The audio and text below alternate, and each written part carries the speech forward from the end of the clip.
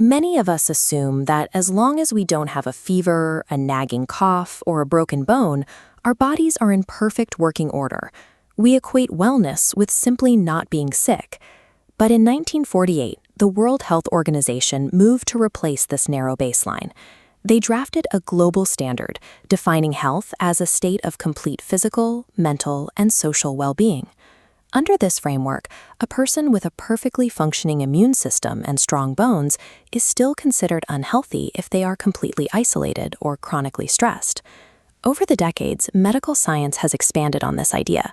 What started as 3 distinct categories has evolved into a comprehensive framework that maps out the entire human experience. This view suggests that human well-being is a complex system of layers. When these layers aren't aligned, the health of the whole person begins to suffer, even if the body appears functional. We map this blueprint using 6 dimensions. Physical covers nutrition and endurance. Mental handles cognition and memory. Social measures our ability to build relationships, alongside emotional, governing how we cope with stress. Finally, spiritual anchors our purpose, while environmental tracks harmony with our surroundings. These categories do not operate in isolation. They form a sensitive internal ecosystem, where a decline in one area creates immediate stress for the others. Let's trace a social health chain reaction. Imagine someone struggling to form relationships. That isolation sends a shockwave into their emotional and mental dimensions, causing severe demotivation. Lacking mental energy, they stop exercising, turning a psychological slump into a measurable physical decline.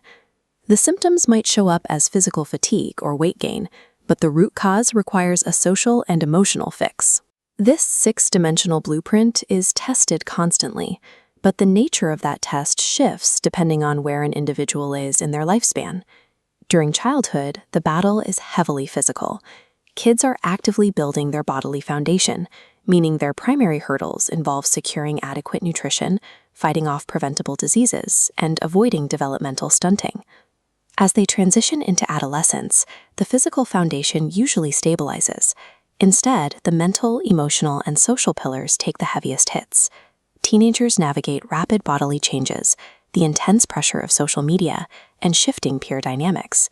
This stress often drives them toward high-risk coping mechanisms, like substance abuse and severe internet addiction.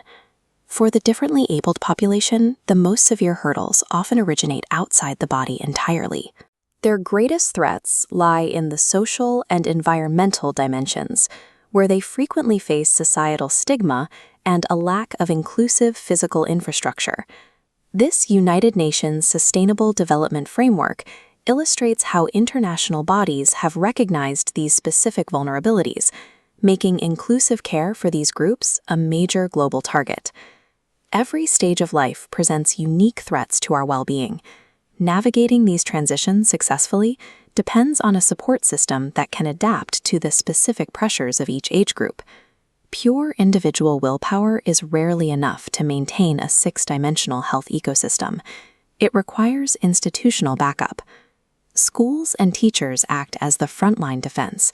They are positioned to instill healthy physical routines and emotional coping strategies in children long before harmful behaviors solidify in adulthood. However, teenagers are notoriously reluctant to share their struggles with adults. To solve this, health systems are deploying adolescent-friendly clinics, offering strict privacy and non-judgmental care to encourage teens to seek help without fear. Some of the most effective interventions bypass adults entirely. By training students to act as peer educators, teenagers can seek guidance from a trusted, familiar face, removing the communication barriers that often block clinical care. An effective health infrastructure relies just as much on building trust and safe environments as it does on prescribing medicine. Yet institutions can only offer the tools. Achieving optimal wellness ultimately requires personal dedication and conscious daily choices regarding your lifestyle. Modifying deeply ingrained habits is difficult. Adopting highly structured, achievable benchmarks, like SMART goals for your diet and physical activity, is crucial for maintaining momentum over the long term. By recognizing the 6 dimensions of health and learning to lean on our support systems when one area begins to fail, we stop simply trying to avoid sickness and begin actively designing a fulfilling life.